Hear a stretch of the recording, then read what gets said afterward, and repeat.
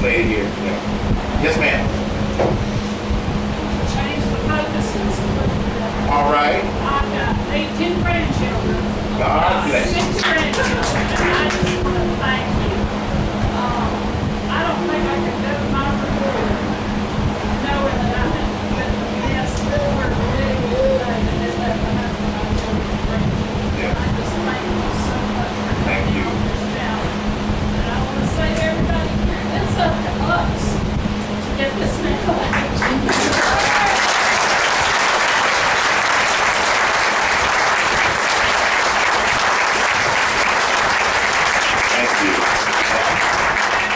Medical favors to call in, like every one of the rest of them. And it's up to us to go out from here and tell everybody that, tell them, go online and look at his speech from Iowa. All they got to do is look at the speech and their book. It's a done deal. Thank you so much.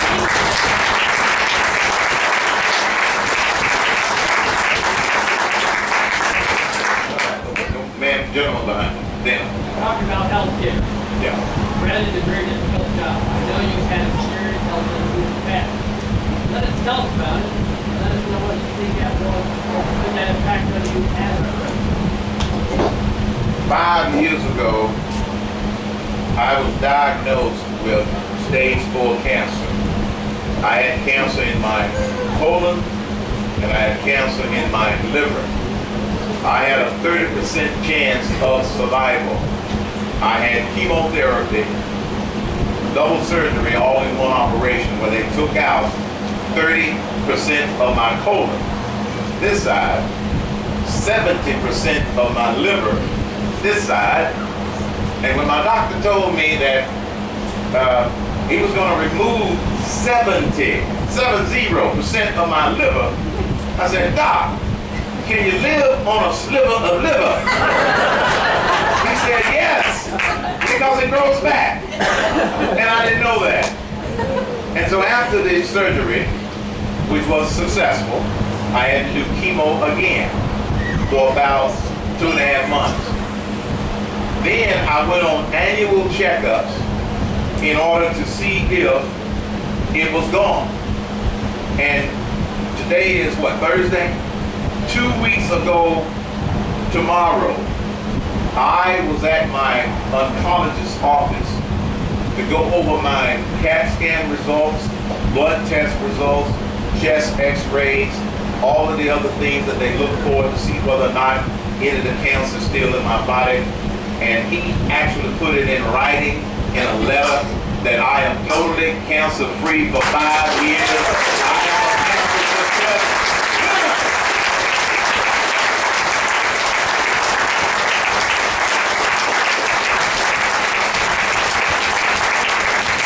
Let me tell you what saved my life. And I made this statement in a speech one time, and some of the liberals got ticked off because I was talking about it relative to Obamacare. If Obamacare had been fully implemented when I caught cancer, I'd be dead, and here's why. And here's why. I was able to go to the doctors that I wanted to go to as fast as they could do the test. I didn't have to wait 6 months like you do in other countries in order to get a CAT scan, and sometimes people die before they get the CAT scan because the cancer in my body was spreading so fast. But because I was able to get the treatment as soon as I could, and to get the quality care that I did, that's what has me alive today.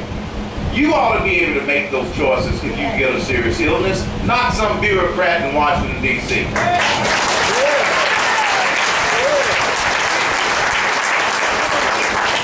Yes, ma'am. How do you feel about No Child Left Behind? It has left a lot of children behind.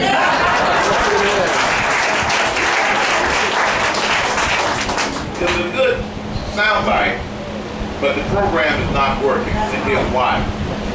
We cannot educate our kids from Washington, D.C. I think it needs to be done at the local level. So all of the educational programs where states get a little bit of money so they can try to dictate to you what to do, we're either going to change those programs and block grant them, or we're going to eliminate those programs so the decisions do not come out of Washington, D.C.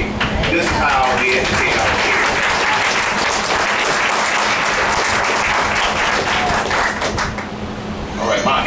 said I can take 2 more questions. Yes, sir. Since you've been patient, but I wanted to give some of the other people a chance. Yes, sir. Your answers today have been very specific. Thank you. We're not used to that. I'm not a politician.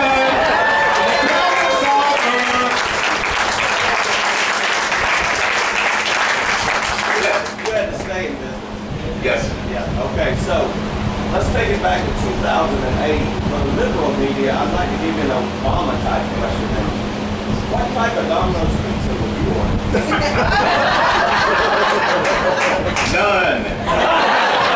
But I didn't work for Domino's. Godfathers, it would be the combo.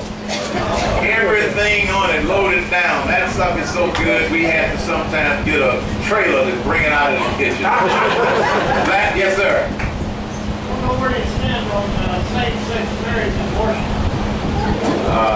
I am pro-life from conception, no exceptions. Pro-life.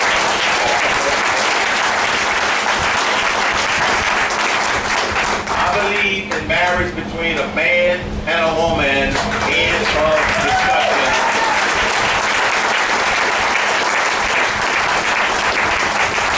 We live in America where people are free to do what they want to do, but don't impose your values on somebody else just because that's the way you want to make that choice.